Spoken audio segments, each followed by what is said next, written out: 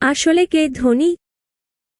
একদিন একজন ধনী বাবা তার ছেলেকে গরিব মানুষের জীবনযাপন দেখানোর জন্য বেড়াতে নিয়ে যান। তারা একটি দরিদ্র পরিবারের খামারে সময় কাটান। বাড়ি ফেরার পথে বাবা ছেলেকে জিজ্ঞেস করলেন, তারা কত গরিব, এই সফর থেকে তুমি কি শিখলে?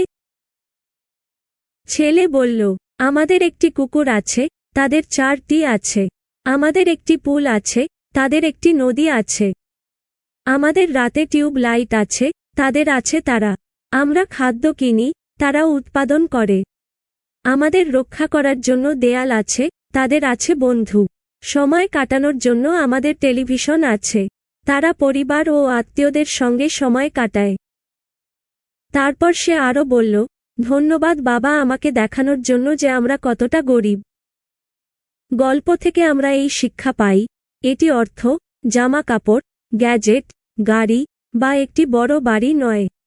আসলে সরলতা, ভালোবাসা, মমতা, বন্ধুত্ব, মূল্যবোধ, পরিবার যা আমাদের জীবনকে সমৃদ্ধ করে তোলে।